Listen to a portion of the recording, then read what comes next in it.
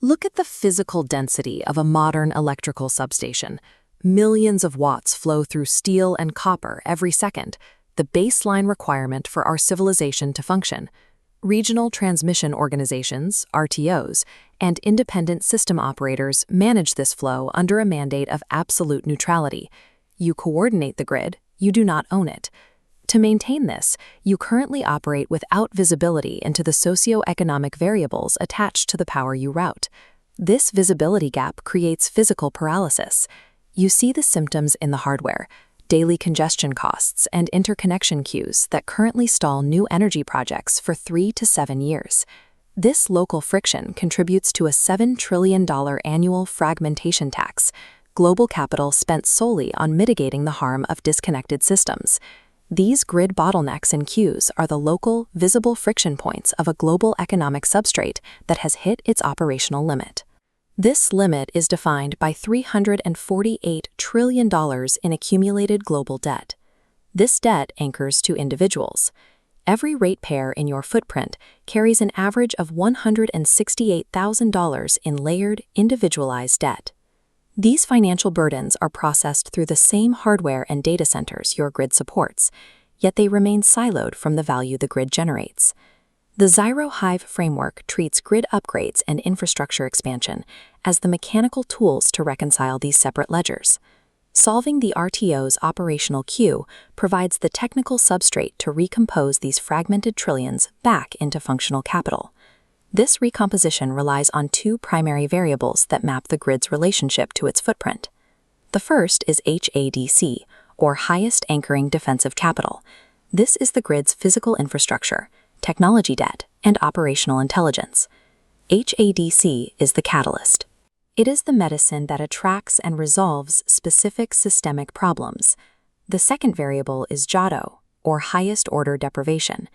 This represents a specific socioeconomic or ecological deficit pulling on the grid's resources. Examples of JADO include a $54,000 debt burden or a 42 CFS water deficit in a local watershed. These two forces, the infrastructure catalyst and the societal wound, are mathematically designed to attract and resolve one another. The protocol uses geometric notching to bypass linear grid expansion, directly mapping and connecting HADC to the corresponding JADO. This creates a single ledger environment. When a physical grid bottleneck is cleared, the system simultaneously balances a corresponding socioeconomic deficit. Upon circuit closure, the JADO deficit is resolved into standing, and the infrastructural HADC is retired as a permanent asset anchor on the ledger. A 1% discovery fee and a 2% metabolic fee power the system's translation layer. These fees are strictly capped to maintain the protocol. They prevent the extraction of wealth by traditional private equity or grid operators. For an RTO, the primary value is not these fees, but the forensic mapping that collapses interconnection queues and enables real-time congestion routing. The framework scales through 3 stages as more nodes join the network. Stage 1 is ignition. A minimum $1 million seed from a primary RTO funds the forensic mapping of their specific grid footprint. This mapping provides immediate operational intelligence, including congestion visibility and load forecasting. In Stage 2, participation, parallel utility load zones join. They use pattern inheritance to build circuits faster and with less capital by utilizing the geometry established in Stage 1.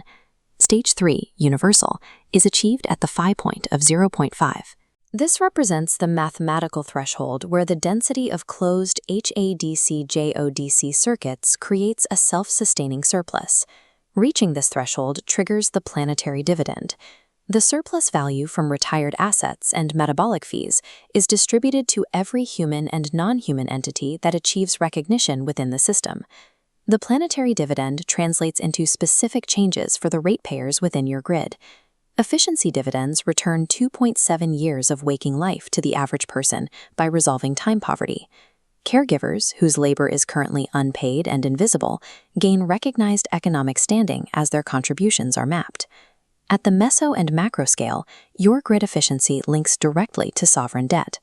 Local operational gains help service the IMF obligations of developing nations via the cables your grid data traverses. Data center water efficiency dividends are directed to fund watershed restoration and local community cooling. The modern grid has become the platform where fragmented human lives and ecosystems are recomposed and made whole. To prevent another extractive monopoly, it is governed by 24 constitutional locks. Lock 8 guarantees it remains non-extractive, capping stewardship flows. Lock 12 establishes a 5% floor for future generations. Lock 23 directs 25% to non-human ecosystem restoration. These locks enforce planetary stewardship by design, ensuring the system remains a neutral platform. Grid operators now face a choice regarding the long-term legacy of their infrastructure.